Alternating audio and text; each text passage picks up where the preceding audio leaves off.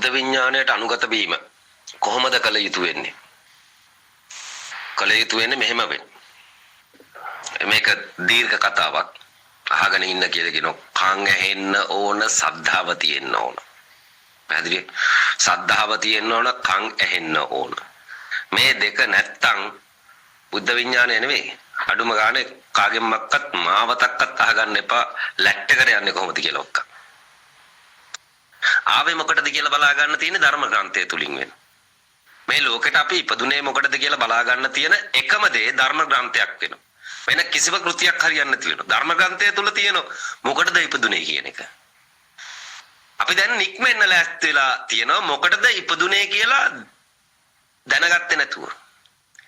අන්න යන්න ලෑස්ති වෙන වෙලාවට මොකටද මෙහෙට ආවේ කියලා බලන්න හොයන විට ඔබට හම්බ විය යුතු වෙන්නේ සද්ධර්ම පුණ්ඩරීක සූත්‍රය වෙනවා.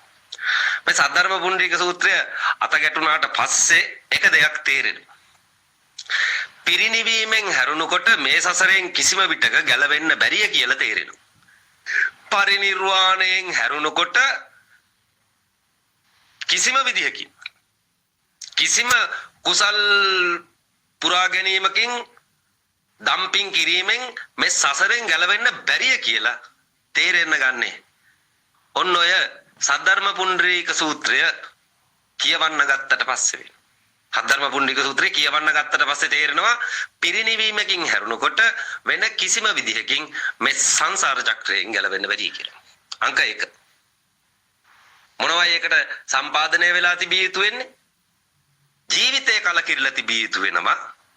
මේ ලෝකෙ නික්මෙන්න ඔන්න මෙන්න තියා මොකටද මං ආවේ කියලා බලලා නික්මීම සුදුසු වෙනවා. ඔන්න ආවේ මොකටද කියලා බලලා නික්මෙන්න ලෑස්ති වෙනකොට නිස්කාරණේ නික්මීම වැරදි වෙනවා. සසරෙන් ගැලවුන්නේ නැති වෙනෝ නිකන් බෙල්ල වැල දාගත්ත කියලා. සසරෙන් ගැලවෙන්නේ නැති වෙනෝ වහ කුප්පියක් බිව්වා කියලා. සසරෙන් ගැලවෙන්නේ නැති වෙනෝ මහමෝදට පැන්න කියලා. සසරෙන් ගැලවෙන්නේ නැති වෙනෝ කෝච්චියට බෙල්ල තිබ්වා කියලා.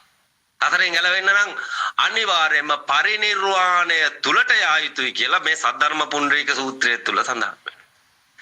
මේක මූලික ප්‍රාර්ථනාව කරගෙන ඔබ දැන් සෙවිය යුතු වෙන්නේ සූත්‍රයේ අන්තර්ගතයන් වෙන. සද්ධර්ම පුණ්ඩරීක සූත්‍රයේ අන්තර්ගතයන් සෙවිය යුතු වෙන. කොච්චර දුරක් යා යුතුද පරිනිර්වාණය දැකීමට? කොච්චර දුරක් යා යුතුයි? අනන්ත කල්ප කෝටි ගණන් දුරක් යා යුතුන උප්පත්ති ජන්ම ලබ යා යුතු වෙනවා. මොකක්ද දැකීමට? පරිනිර්වාණය දැකීමට. බුදු කෙනෙක් මොන ගැහවිලා තියෙනවා නම් මේ මොහොතේදී උන්වහන්සේගෙන් අසා ගැනීමට හැකියාව තියෙනවා නිර්වාණ මාර්ගය. නිවන් දැකපු කට්ටියනේ පරිනිර්වාණයට යන්නේ. නිවන් දැකපු කට්ටිය තමයි පරිනිර්වාණයට යන්නේ. නිකන් ඉන්නේ උන් පරිනිර්වාණයට යන්නේ නැති වෙන්නේ. බිස්නස් කරනව, සල්ලි හම්බ කරන්න තණ්හාව මැත්තේ දුවනව, උන් පරිනිර්වාණයට යන්නේ නැති වෙන්නේ. පින් කරනව, උන් පරිනිර්වාණයට යන්නේ නැති වෙන්නේ. බුදු කෙනෙක්ම මොන ගැසී තුන පරිනිර්වාණයට යෑම සඳහා ඒකට හේතුව පරිනිර්වාණයට මෙහෙයින් තියෙන අජර අමරත්වය. අජර අමර අත්වය.